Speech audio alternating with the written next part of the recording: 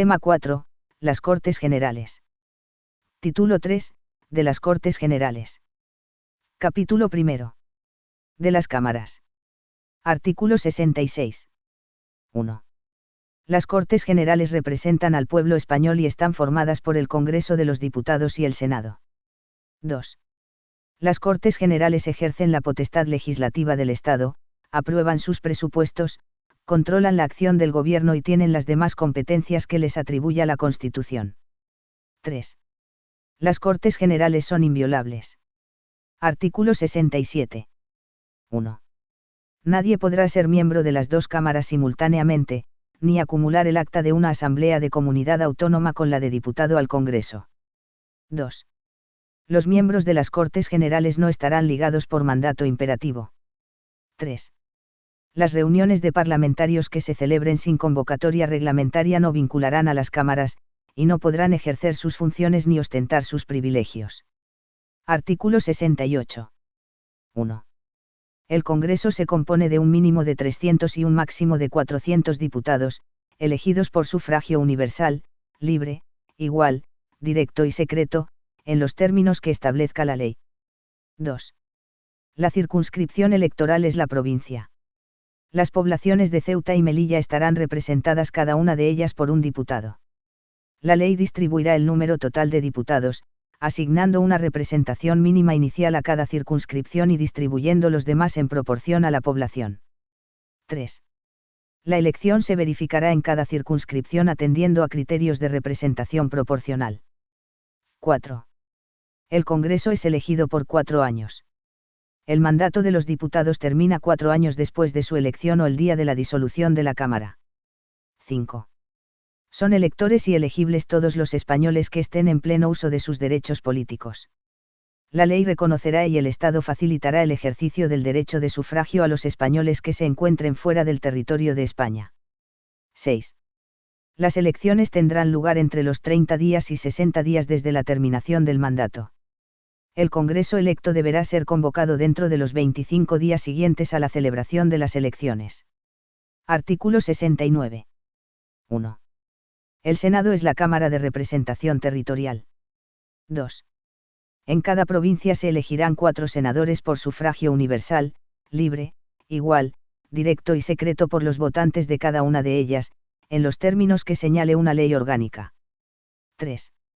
En las provincias insulares, cada isla o agrupación de ellas, con cabildo o consejo insular, constituirá una circunscripción a efectos de elección de senadores, correspondiendo 3 a cada una de las islas mayores Gran Canaria, Mallorca y Tenerife y 1 a cada una de las siguientes islas o agrupaciones, Ibiza, Formentera, Menorca, Fuerteventura, Gomera, Hierro, Lanzarote y La Palma. 4. Las poblaciones de Ceuta y Melilla elegirán cada una de ellas 2 senadores. 5. Las comunidades autónomas designarán además un senador y otro más por cada millón de habitantes de su respectivo territorio. La designación corresponderá a la Asamblea Legislativa o, en su defecto, al órgano colegiado superior de la comunidad autónoma, de acuerdo con lo que establezcan los estatutos, que asegurarán, en todo caso, la adecuada representación proporcional. 6. El Senado es elegido por 4 años. El mandato de los senadores termina 4 años después de su elección o el día de la disolución de la Cámara. Artículo 70. 1. La ley electoral determinará las causas de inelegibilidad e incompatibilidad de los diputados y senadores, que comprenderán, en todo caso, a. A los componentes del Tribunal Constitucional. b. A los altos cargos de la Administración del Estado que determine la ley, con la excepción de los miembros del Gobierno. c. Al Defensor del Pueblo. d. A los magistrados, jueces y fiscales en activo. e. A los militares profesionales y miembros de las fuerzas y cuerpos de seguridad y policía en activo. f. A los miembros de las juntas electorales. 2. La validez de las actas y credenciales de los miembros de ambas cámaras estará sometida al control judicial, en los términos que establezca la ley electoral. Artículo 71. 1. Los diputados y senadores gozarán de inviolabilidad por las opiniones manifestadas en el ejercicio de sus funciones. 2. Durante el periodo de su mandato los diputados y senadores gozarán asimismo de inmunidad y solo podrán ser detenidos en caso de flagrante delito. No podrán ser inculpados ni procesados sin la previa autorización de la Cámara respectiva. 3. En las causas contra diputados y senadores será competente la Sala de lo Penal del Tribunal Supremo. 4. Los diputados y senadores percibirán una asignación que será fijada por las respectivas cámaras. Artículo 72. 1. Las cámaras establecen sus propios reglamentos, aprueban autónomamente sus presupuestos y, de común acuerdo, regulan el estatuto del personal de las Cortes Generales. Los reglamentos y su reforma serán sometidos a una votación final sobre su totalidad, que requerirá la mayoría absoluta. 2. Las cámaras eligen sus respectivos presidentes y los demás miembros de sus mesas. Las sesiones conjuntas serán presididas por el presidente del Congreso y se regirán por un reglamento de las Cortes Generales aprobado por mayoría absoluta de cada cámara. 3. Los presidentes de las cámaras ejercen en nombre de las mismas todos los poderes administrativos y facultades de policía en el interior de sus respectivas sedes. Artículo 73. 1. Las cámaras se reunirán anualmente en 2 periodos ordinarios de sesiones, el primero, de septiembre a diciembre, y el segundo, de febrero a junio. 2. Las cámaras podrán reunirse en sesiones extraordinarias a petición del Gobierno, de la Diputación Permanente o de la mayoría absoluta de los miembros de cualquiera de las cámaras. Las sesiones extraordinarias deberán convocarse sobre un orden del día determinado y serán clausuradas una vez que éste haya sido agotado. Artículo 74. 1. Las cámaras se reunirán en sesión conjunta para ejercer las competencias no legislativas que el título 2 atribuye expresamente a las Cortes Generales. 2. Las decisiones de las Cortes Generales previstas en los artículos 94, 1, 145, 2 y 158, 2, se adoptarán por mayoría de cada una de las cámaras. En el primer caso, el procedimiento se iniciará por el Congreso, y en los otros 2, por el Senado. En ambos casos, si no hubiera acuerdo entre Senado y Congreso, se intentará obtener por una comisión mixta compuesta de igual número de diputados y senadores. La comisión presentará un texto que será votado por ambas cámaras. Si no se aprueba en la forma establecida, decidirá el Congreso por mayoría absoluta. Artículo 75. 1. Las cámaras funcionarán en pleno y por comisiones. 2. Las cámaras podrán delegar en las comisiones legislativas permanentes la aprobación de proyectos o proposiciones de ley. El Pleno podrá, no obstante, recabar en cualquier momento el debate y votación de cualquier proyecto o proposición de ley que haya sido objeto de esta delegación. 3. Quedan exceptuados de lo dispuesto en el apartado anterior la reforma constitucional, las cuestiones internacionales, las leyes orgánicas y de bases y los presupuestos generales del Estado. Artículo 76. 1. El Congreso y el Senado, y, en su caso, ambas cámaras conjuntamente, podrán nombrar comisiones de investigación sobre cualquier asunto de interés público. Sus conclusiones no serán vinculantes para los tribunales, ni afectarán a las resoluciones judiciales, sin perjuicio de que el resultado de la investigación sea comunicado al Ministerio Fiscal para el ejercicio, cuando proceda, de las acciones oportunas. 2. Será obligatorio comparecer a requerimiento de las cámaras. La ley regulará las sanciones que puedan imponerse por incumplimiento de esta obligación. Artículo 77. 1. Las cámaras pueden recibir peticiones individuales y colectivas, siempre por escrito, quedando prohibida la presentación directa por manifestaciones ciudadanas. 2. Las cámaras pueden remitir al Gobierno las peticiones que reciban. El Gobierno está obligado a explicarse sobre su contenido, siempre que las cámaras lo exijan. Artículo 78. 1.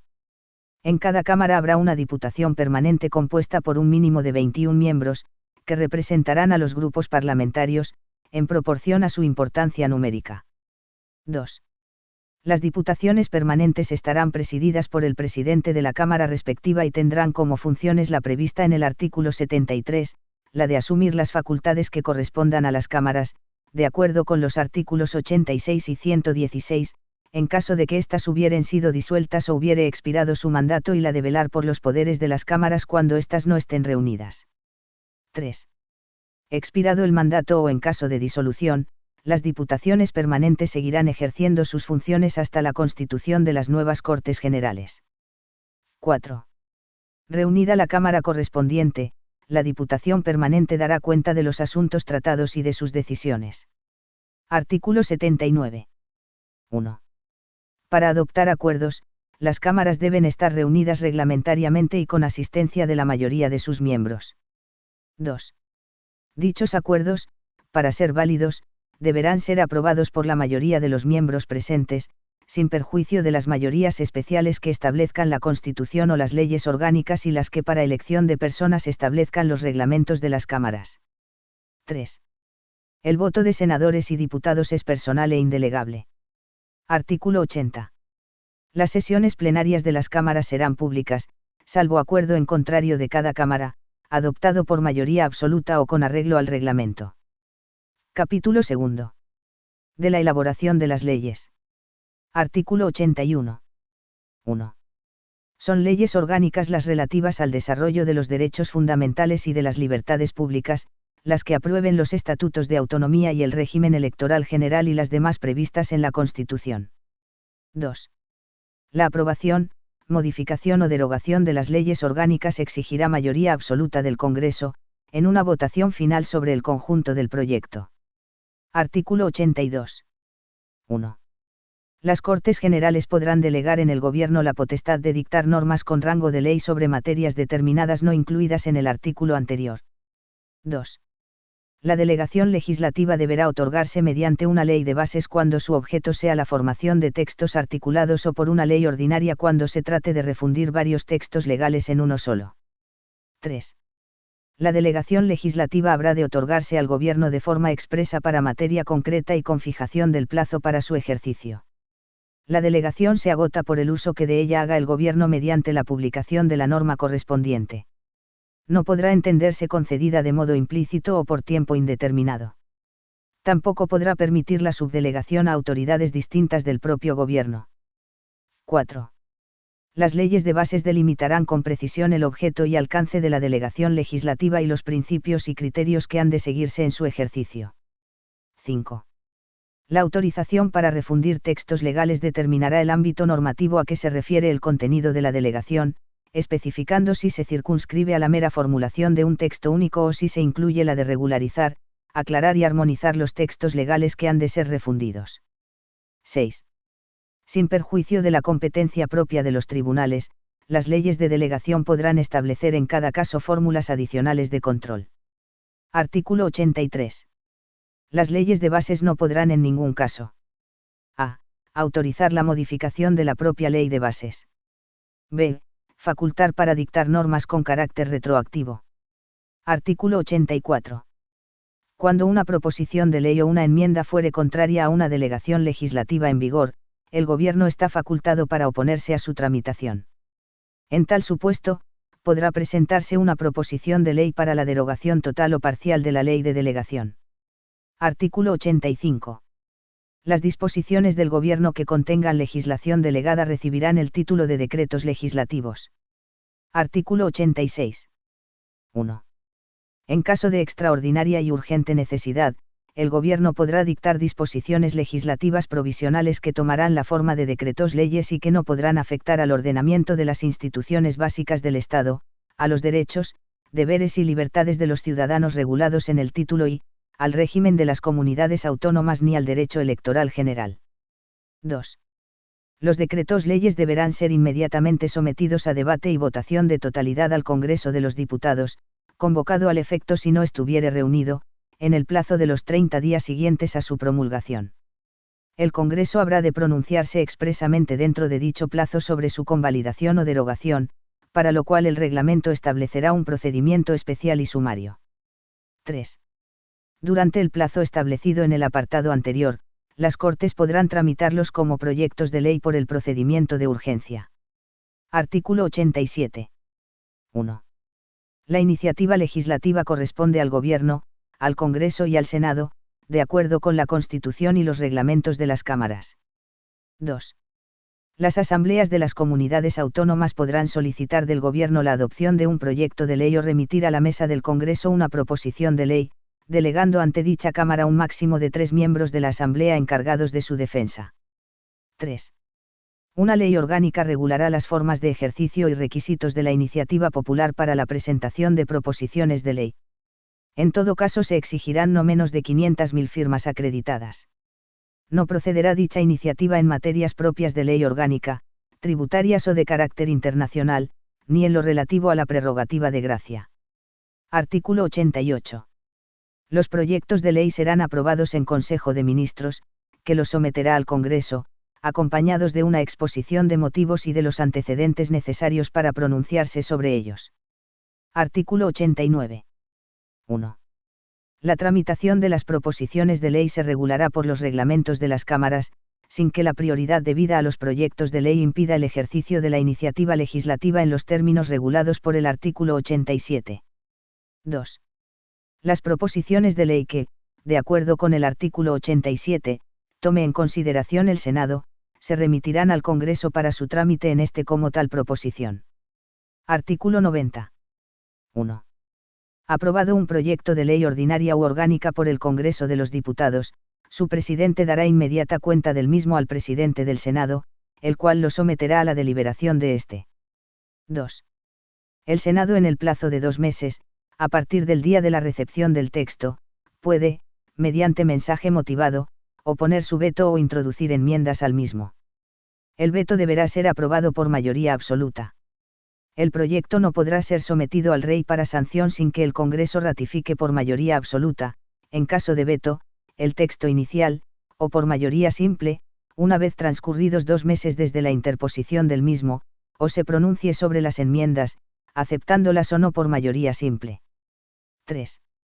El plazo de 2 meses de que el Senado dispone para vetar o enmendar el proyecto se reducirá al de 20 días naturales en los proyectos declarados urgentes por el Gobierno o por el Congreso de los Diputados. Artículo 91. El Rey sancionará en el plazo de 15 días las leyes aprobadas por las Cortes Generales, y las promulgará y ordenará su inmediata publicación. Artículo 92. 1. Las decisiones políticas de especial trascendencia podrán ser sometidas a referéndum consultivo de todos los ciudadanos. 2. El referéndum será convocado por el Rey, mediante propuesta del presidente del Gobierno, previamente autorizada por el Congreso de los Diputados. 3. Una ley orgánica regulará las condiciones y el procedimiento de las distintas modalidades de referéndum previstas en esta Constitución. Capítulo 3. De los tratados internacionales. Artículo 93. Mediante ley orgánica se podrá autorizar la celebración de tratados por los que se atribuya a una organización o institución internacional el ejercicio de competencias derivadas de la Constitución. Corresponde a las Cortes Generales o al Gobierno, según los casos, la garantía del cumplimiento de estos tratados y de las resoluciones emanadas de los organismos internacionales o supranacionales titulares de la cesión.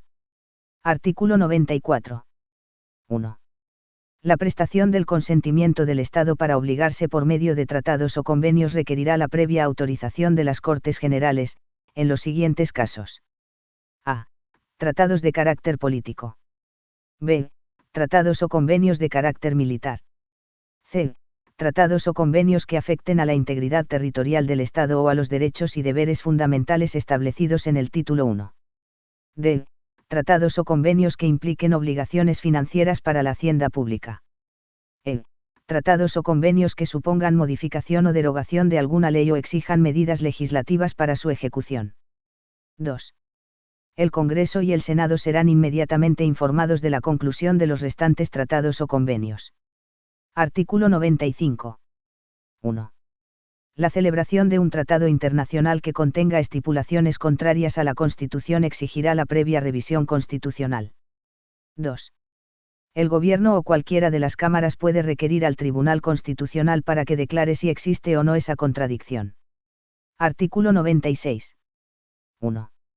Los tratados internacionales válidamente celebrados, una vez publicados oficialmente en España, formarán parte del ordenamiento interno.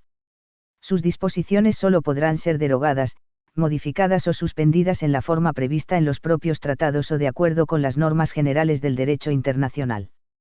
2. Para la denuncia de los tratados y convenios internacionales se utilizará el mismo procedimiento previsto para su aprobación en el artículo 94.